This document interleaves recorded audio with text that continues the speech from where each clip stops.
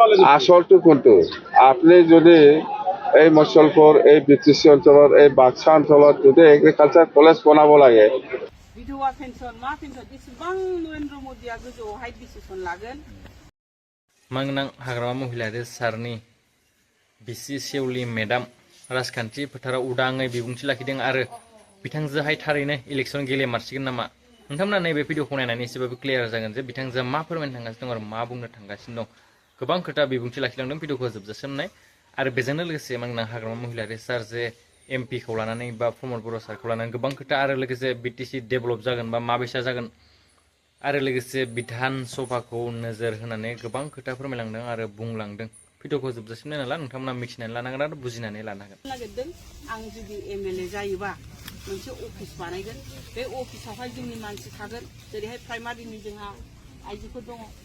बिसोर थागोन प्रत्येकटा जायगानिफ्राय जों मानसिखौ बासिख'नानै दोनगोन आरो जुदि नोंस्रा माबा मोनसे एप्लिकेसन होनो थाङोबा होमबा बे अफिसाव जों जमा लाखिगोन आरो बिदि सोरनिबा न'खौ दरखङाव जिरायनानै थानांला जमा लाखिनानै प्रत्येक सप्तायाव आं खेबसे पाब्लिकजों मिट खालायगोन नोंथांमोननि सुखु दुखुखौ खोथाखौ खोनासंनो नङाबाथ' नोंसोर बोसोरसे बोसोर सासे एमएलएखौ नुनो थाङा दा आं बेखौ नुदों बे प्रग्रामखौ नुदों ओंखायनो आङो बे डिसिसनखौ लादों जाहाथे कनस्ट्राक्टिभ वे खामानिया जायो दा आङो हस्पिटाल सालायो हिसाबै मिथियो जे मेगनाव केटारेक्ट जानानै अनेक मानसिया थाङो मेगन नुवा अपारेसन खालायनानैसो नेपालाव थांनो फैसायाबो गावनाबो थोजोबा ओजोंहाय नोङो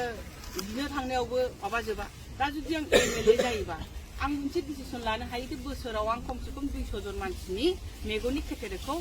चिकित्सा खालामना होगोन होननानै बुङोबा प्रत्येकटा गामिनिफ्राय साफा सानैयाथ' थाखायो जोङो बेफोरखौ खांनानै लेयार टु लेयार बेफोरबायदि खामानिखौ मावनो नाजागोन आरो दा सासे एमएलएनि खामानिया मा बिथांनि खामानिया जाहैदों अबे जायगायावहाय मा डेभेलपमेन्ट जायाखै खारन स्टेटनि सेन्ट्रेलनि जेसेबां फान्ड फैयो बेयो स्टेट होया एमएलएनि होया जोंनि बाहाय समस्थियाव गोलैफैयो दिनैहाय फिसा फिसौ जेनेबा अरुणोदय आसनि बेफोरबो जोंना एमएलएनि दारासो फैयो बिधवा पेन्सन मा पेन्सन जेसेबां नरेन्द्र मोदीआ गोजौआवहाय डिसिसन लागोन पाब्लिकनि थाखाय बेफोर गासिबो एमएलएनि आखाइजों सफैजोबो ओंखायनो एमएलए सासेनि आखाइया बिराद गोरा आरो बेनि गेजेराव जुदि मिनिस्टार जाबावनो हायोबा सासे मिनिस्टारनि फान्डा बेसेबां 3000 कोटी गाहाम आरो हाग्रामा सारनि अल मोनब्रै डिस्ट्रिक्टनि फान्डा 700-800 कोटी होमबा बेनि डाबलनि डाबल 3 गुन डाबल बिसोरो मोनो दा गोसो खालायबा गोसो जाबा सासे मिनिस्टारा गावनि समस्थिखौ डेभेलप खालामनो हायो आरो ना दा किन्तु हाग्रामा सारना बै 700 कोटी थाखाजोंनो मोनब्रै डिस्ट्रिक्टखौ नायनांगौआव अफायबा खामानिया थालाङो एखनबा जेन'बा लामा बानायबाय बाहाय अबा थालांबाय अबा स्कुल कलेज इउनिभार्सिटि बेफोरबायदि बानायनायाव थालाङो दा बिदियाव सासे मानसि ओरैबायदि मानसि नांगौ जे गावनि फान्डखौ गावनि मोननाय फान्डखौ इउटिलाइज खालायजोबनाय गावनि समस्थिनि थाखाय दा बेफोरबायदिनि थाखायनो आङो दिनैहाय गसंदों आरो गसंदों बलेथे नोंथांमोनहा जिहेतु गार्जेन जोंनि न'नि मानसि जाहैबाय नोंथांमोननो खोन्थाफैनाय आंहा दरकार जे आं इलेक्सन गसंनो नागिरबाय नेक्स्ट टाइमावहाय आं बेफोर खामानिखौ मावगोन दा जोंहा अनेक सिस्टेमाव अनेक रखमाव भुल थायो गामिनि मानसिया थाङो गेटनि दरखं मोखाङाव जिरायहैयो सोरबा एखनबा 500 थाखा एखनबा 1000 थाखा लानानै फैयो नङा होमबा दा समस्याथ' बिदिनो समाधान जाया सोरबा मोनबाय सोरबा मोनाखै दा बिदियाव मा जायो जोंनि गेजेरावनो माने एसे खुद्रिलायनाय फैयो आरो दिनैहाय हाग्रामा महिलानि हिनजाव हिसाबै आङो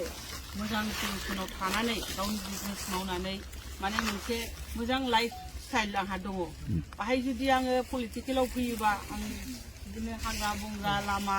हाद्रि हुद्रियाव बेरायनांगोन नङा होमबा बयजोंबो रायलायनांगोन किन्तु सासे पलिटिशियाना बेखौ साननानै लानाया दरकार जे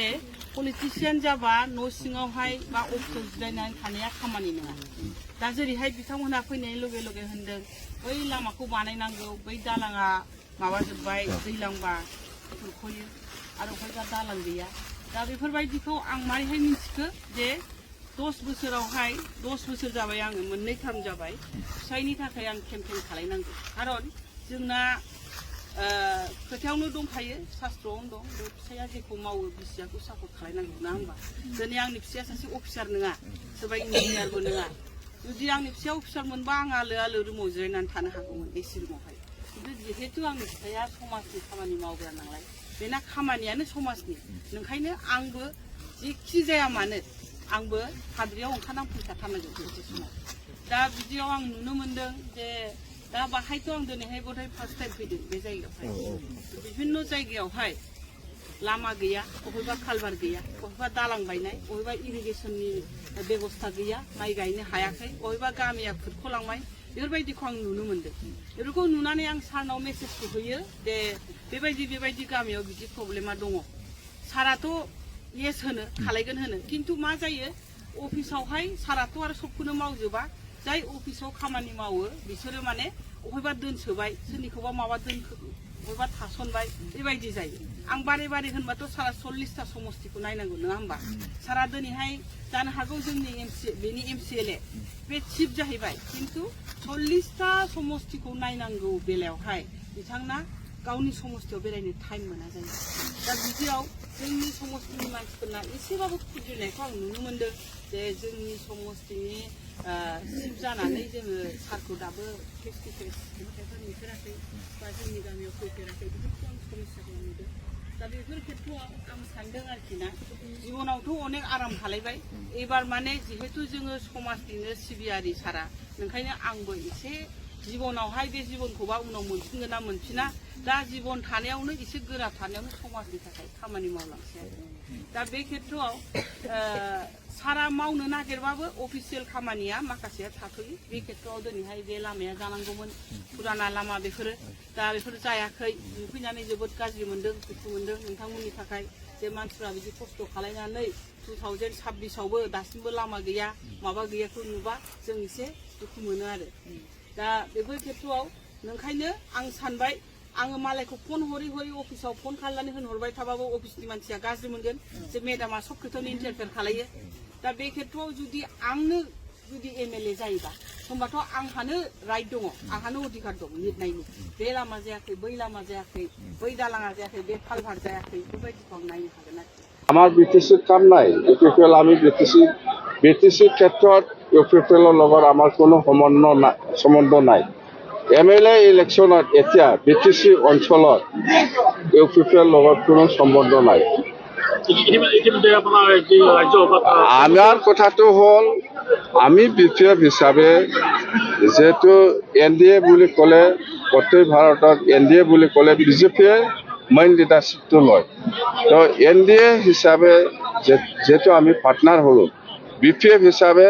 BTC অঞ্চলত 15টাত আমি কিমান চিট পাই এইটো আমাৰ ওপৰত নিৰ্ভৰ কৰিব আমি BTC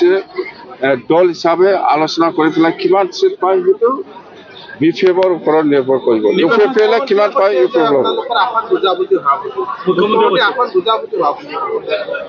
আসন বুজাবুজি নহয় তাৰমানে NDA মিত্ৰতাটো ফাইনাল আসন NDA মিত্ৰতাটো ফাইনাল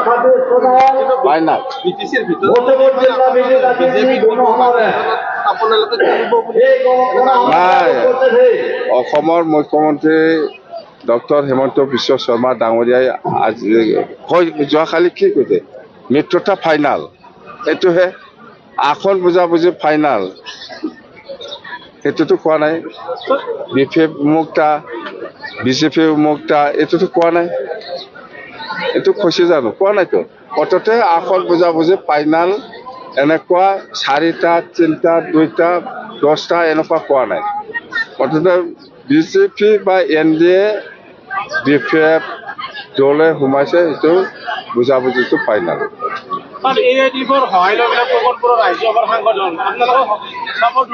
প্ৰমোদ বড়ো কাৰ সহায় নাই প্ৰমোদ বড়োটো কি সি হ'বহে লাগে কোন AIUDF কোন কংগ্ৰেছ কোন BJP কোন BPF সি চিনি পায় নেকি সি ৰাজ্যসভা MP হ'ব লাগে কৈছে কাৰ পৰা কৰ কিমান কি কিনিছে প্ৰমোদ বড়োহে জানে আসলটো কোনটো আপুনি যদি এই মচলপুৰ এই BTC অঞ্চলত এই বাক্সা অঞ্চলত যদি এগ্ৰিকালচাৰ কলেজ বনাব লাগে মেডিকেল কলেজ বনাব লাগে এই BTCয়ে বনাব এই ৰাজ্যসভাই বনাব নোৱাৰে। পাৰ্টিৰ তালিকা হৈছে নে? পাৰ্টিৰ তালিকাখন আমাৰতো ভিতৰা আলোচনা চলি আছে। 9 তাৰিখত আপোনালোকে শুনিবলৈ পাব। আপোনালোকৰ এই বাক্সাতে আমাৰ PMB মিটিং হ'বলৈ গৈ আছে। বাক্সাত এই মচলপুৰতে 9 তাৰিখত হ'ব। তেতিয়া আপোনালোকে শুনিব ভালকে। এতিয়া তাৰমানে আমাৰ আলোচনাটো হৈ আছে, চলি আছে। মিত্ৰতাটো ফাইনেল। প্ৰধানমন্ত্ৰী আহিব। প্ৰধানমন্ত্ৰী ডাঙৰীয়া আহি আছে। প্ৰধানমন্ত্ৰী ডাঙৰীয়া আহি আছে। আমি কৈছো ভাৰতৰ এজন প্ৰাইম মিনিষ্টাৰ আহি আছে BTCত। আহা মানে আমি শুভ লক্ষণ, বিৰাট লাকি বুলি আমি ক'ব পাৰিম। আমাকতো কিবা একটা পেকেজ, ভাল পেকেজটো ঘোষণা কৰি যাবই, এনে নাহে। আপোনালোকে শুনিছে না নাই? যেতিয়া বিহাৰত যায়, যেতিয়া ছত্তীশগড়ত যায়, যেতিয়া হাৰিয়ানাত যায়, যেতিয়া মহাৰাষ্ট্ৰত যায়, প্ৰাইম মিনিষ্টাৰ ডাঙৰীয়া কিমান ডাঙৰ ডাঙৰ পেকেজ ঘোষণা কৰি পেলাই আহিছে। এইবাৰো BTCৰ কাৰণেও আৰু অসমৰ কাৰণেও, BTCও অসম, মুঠতে BTCৰ কাৰণে স্পেচিয়েলি কিবা একটা ভাল পেকেজ দি যাব বুলি মোৰ এটা বিশ্বাস। মুখ্যমন্ত্ৰী কোন হ'ব? এতিয়া কোন আছে? ডক্টৰ হিমন্ত বিশ্ব শৰ্মা আছে, সিয়ে চিফ মিনিষ্টাৰ হ'ব।